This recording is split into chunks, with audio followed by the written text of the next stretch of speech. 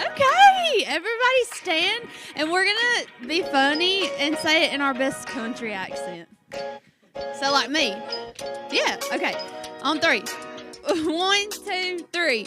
Allergies issues hold people back, but we make sure everybody finds their breath of fresh air. This week's core value shout out is all I love about see it. own it. I know. Philippians 4:12-13 says, I know what it is to be in need, and I know what it is to have plenty. I have learned the secret of being content in any and every situation, whether well fed or hungry, whether living in plenty or in want. I can do all this through Him who gives me strength. No trial or tragedy is too hard to face, and Jesse has been exactly that during the weeks he has to hold down clinic on his own or letting the billing team know they are taking too long. Jesse, you are probably one of the most humbled humans I have ever met, and your commitment to seeing a situation and owning it is something we all can value. Hey team, happy Wednesday. Welcome back to another announcements segment. We're back recording in the admin space today just to shake it up. I just have a couple of things for you, so make sure you're jotting these down so that you remember this important information. First thing I want to remind us about is scrubs. Remember that we are attempting to rebrand everything by the end of the quarter, so make sure you get your receipts turned into me for the reimbursement of up to $150, and make sure that you turn your scrubs into the box in the admin space that Hannah has set up for embroidery. The second thing I want to talk about is insurance open enrollment. October is when all of our policies reset, so we are taking this month and all of September to get everybody loaded onto the insurance plan if you choose. You should have received an email from Rippling this past week. If you didn't, please let me know and I'm happy to get that sent over to you.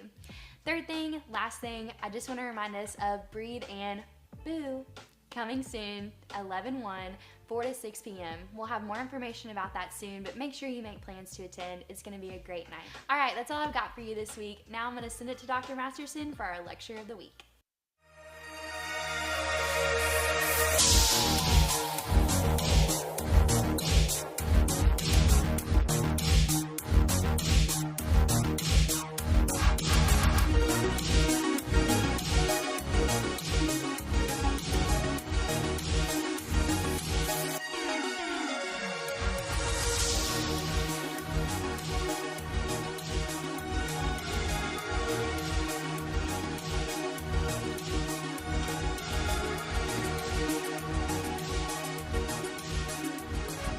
All right. Oh, man, that's the last time we get to see that. I know, it's sad. All right, today is the day that you get to review all of our service standards. The purpose of today is to kind of be just synchronization. Really kind of try to understand what the purpose of service standards are. So be on the same page when it comes to morning thoughts. So who in here has led a morning thought? Raise your hand. Yeah, so the majority of you. And those of you that will be going through the Ford curriculum this semester will also get hopefully the opportunity to do some as well. So I really want to give you just a very easy framework to think about doing that. How do I deliver an appropriate morning thought so that I can really rally the team around the ideologies that we want to aspire to be, right? Because you can't be something that you don't name. And so this is kind of the whole purpose of why we not exist, but how we do things. So we're just going to quickly review all of our service standards, and I'm going to give you just a small little framework at the end to kind of show you how to go through this. So here's the first thing I want you to do. I want you to, when you come across a service standard, that Blaise has taken all of those graphics at the end of the lecture series and he's put them into this nice, kind of beautiful graphic. And when you come to one, I want you kind of to divorce yourself of the responsibility to try to cover all of it at one time, okay? So really, the purpose of this is that there are 16 service standards. Most months have 4 weeks. Most weeks have 4 days. 4 times 4 is 16, so there should be one per month, right? Each service standard has 3 points, so that gives you how many points in the quarter? 1 point per service standard per quarter. So you're going through the whole service standard booklet 4 times a year. You're not going over the same service standard over and over again. That's going to allow you to accomplish a couple of things. Number one, and most importantly, uniqueness. You're not going to learn any service standard better than when you deliver it.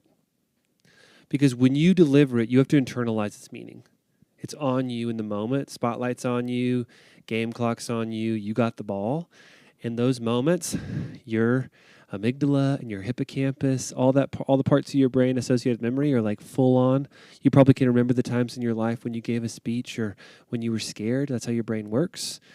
So that's the purpose of this. It's really to inculcate, to put these values within you so that when you talk about them, you know them. And the more we talk about them, the more we will become them, because that's what we'll value as a team. So, again, the purpose of today is to not review everything, but just to kind of give some examples of how and what this looks like. So, the first one is be proactive. I'm going to read these to you because the print is very, very small, and you should have in your notes. But these are, you can control your emotions. Don't let them control you. You focus on what you can change and let go of what you can't, and take ownership when you see a need without being asked. Okay, that's 3 opportunities to speak about an issue. Now, is there a rule or is there an obligation to not do the same thing somebody else did? No. But it's going to give the best outcome if you do something you haven't covered before. And out of everybody in the room, there's not really, probably more than 16 of you. So when it comes time to go again, a lot of times you may find yourself on the same value or near the same value or near the same standard. So just pick a different one that hasn't been covered. And I'm going to say this a couple of times today, but I'm going to give you 3 words to remember today. All right? The first one is simple. So keep it simple. Really straightforward, really easy, really memorable. The next thing is, all these start with S. You're welcome. Short. Keep it short. Make it one idea, one thought. And finally, this is the most difficult, but the most important. Try to associate it with a story. And the best stories are where you can describe a time when you didn't do as well as you thought you could have. Because people always identify with a rags to riches failure story. And if you can talk about that out loud, it's going to make it much more engaging for your audience and the listeners that you're dealing with. And that's not just you, that's the human beings. So whenever you're communicating something, 3 things to remember: keep it simple, keep it short, and try to tell a story. So when it comes to being proactive, you take control. So I'm in charge of this, right? Take control of your emotions. Don't let them control you. Here's what I think of when I think of that.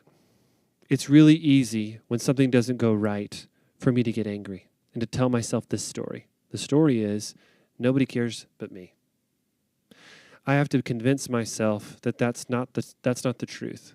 That's not the right story. Because if I allow that story to come out of me, then the things I'm thinking about every person in this room are not true. People in here care. People in here want to do well. I've got to get in front of myself and control my own emotions and say to them, hey, that story that you're believing is not true about them. Maybe they don't understand. Maybe they didn't get the message. But there's a better way. Okay? Simple, short story. And I just did 1 point, right? Just in and out. The next one is be the person everyone wants on their team. Think about others more than yourself. Work hard and do your best. Be emotionally intelligent. A lot of opportunities within those 3 to find a story, tell a story, and make it your best. Okay? Be positive with your speech. And if you remember, this is that mind, heart, soul. This is that appreciation mindset. Appreciate to understand more fully. I can just tell you a story about how I intentionally chose to be more positive about someone, how it changed my mindset toward them, how it changed my emotions toward them, or how I was able to give thanks and change my perspective. The next slide starts with stewardship. And stewardship specifically, if Blaze will change it for us. Let's see if he does. There it goes. Is trust the process, fight for what's right, and value your time, right? If I come at you and I give you all 3 of those, and everybody's going to get this handout, so you don't have to take pictures today. If I come at you with all 3 of those, it gets overwhelming really quickly. But if I give you 1 and just tell you a little snippet that's short, simple, in a story, it's much more straightforward. Okay. Who's feeling crazy? Are you feeling crazy right now? Sure. Nate, I would normally call on you, but you are too new to be called on. Who else is feeling crazy? Jess, come up here. Come up here. So, Jess, would you like to take one of these today? We can work it together. Any of them. Never say that's not my job. All right, give it to us short.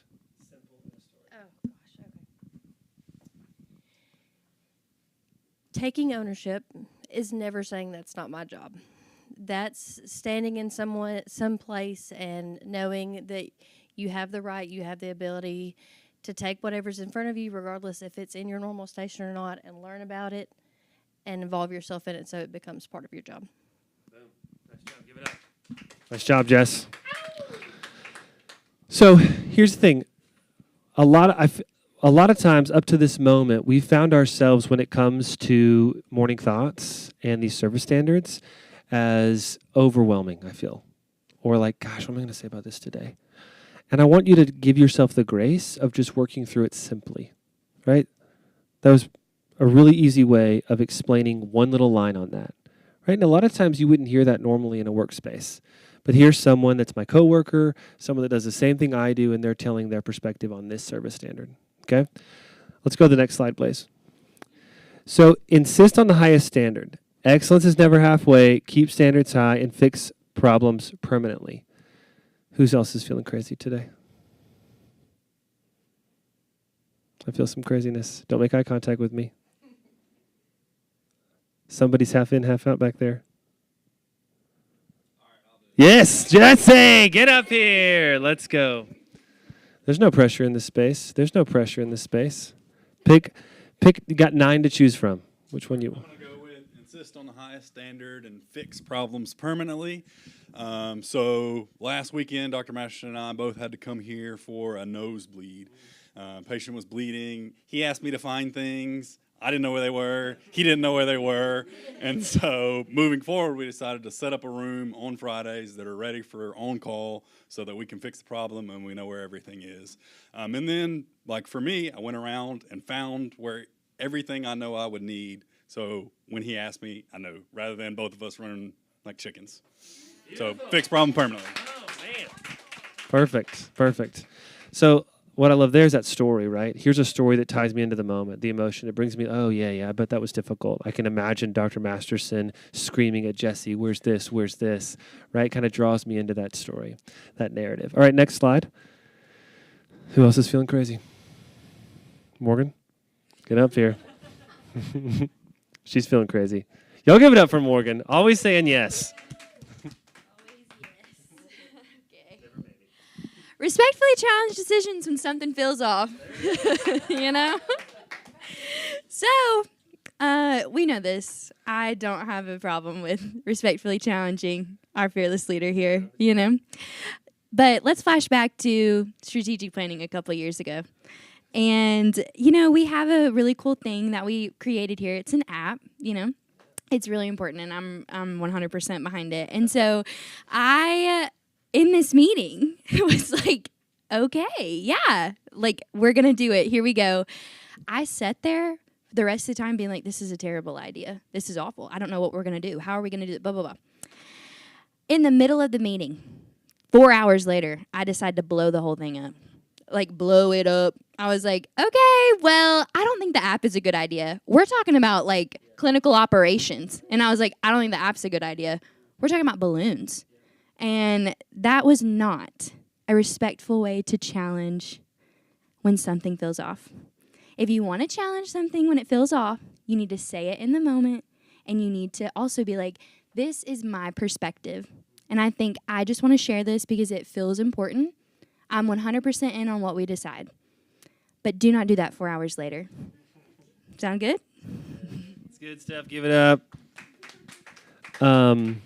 It may have felt like years ago, but it was literally less than a year ago. It was last October. Just a few months ago. It feels like forever ago. I love that. Next slide. So here's anybody else feeling crazy? Let's go, Hannah. Give it up for Hannah. Come on now, Hannah. Get down here. I feel like that's the hard way, but I like it. Hi, everyone. I'm going to go with you're right a lot. And then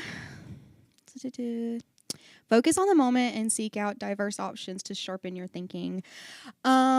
Recently, I was sitting in on a CATS meeting, which is obviously not my forte as someone on the finance team, and something was said, or they were talking about some surgery patient, and the update was wrong. And it was just like a miscommunication. It was nothing crazy. No one really did anything wrong, but I was like, that's just, that's not right. That patient had like canceled or something. And Morgan was next to me, and I was like, I don't think that's right. Like, they canceled. Like, She was like, why don't you say something? And I was like, I wasn't confident that I was right. After the meeting, I did look and click up, and lo and behold, I was. And, we all do a really good job here. We all have this standard of excellence, and we just we trust our team, like to the ends of the earth. We got to do the same for ourselves. We do a really good job here, and no one's going to yell at you if you're wrong. On the flip side, though, I would love to shout out Morgan and for us to be encouraged to tell your teammates, just say something, be that friend that helps them out. Good. Get up for Hannah. Thank you, Hannah. So, again, nothing crazy special. Really straightforward, but I would just encourage you to do those three things. And what are they? Number one, simple, short story, right? And the key in that is that story, because even, I don't know if you guys feel this, but like right in the moment there, when all four of them started to tell the story, I kind of leaned in a little bit. What was it? And what is so wonderful about a story that all of them told, like it was a story of like when they didn't do something well, right? It disarms me. It makes me feel just a little bit more human. Like, okay, yeah, like they're all good people. I respect all of them. They make mistakes, and I can make a mistake too. And I feel like when we hear those perspectives, when we hear that diversity of opinion, and we see all these playing out real time, we start to understand that in any human system, like a business or a company or a sports team, that we are never going to get perfect performance. We're never going to get 100% execution. Our conversion rate is never going to be 100%, right? But it can be darn good because we're willing to say, hey, this is how I did it wrong, or this is where I missed it, and this is where I'm still, this value, this critical action, this service standard, I'm still figuring it out. So I'm really excited for you guys that are going to be going through Forward next quarter to really kind of understand what it's like opportunistically to walk through this and really sit in this. And I'm gonna encourage each of you to do those. Everyone always makes it simple. I feel like everyone always keeps it pretty short, but I'm gonna really encourage you to tell a story. And really just like, it doesn't have to be, some of the best stories I've heard people tell have nothing to do with work. Just like, hey, this happened at home. Hey, this happened in school. Hey, this happened at church. Hey, this did happen at work. Because it really makes people feel more connected when they see us all walking through the same stuff. Sound good? Cool. Blaze, do you have that last slide? Awesome. I think we've talked about this already. Ooh, there it is. Yeah, okay. Bible study. Who's in the Bible study? Raise your hand. Holla praise. What are you guys studying? Pray first. Good book. Every Saturday morning, 8 a.m., be there. Or don't, but you should be.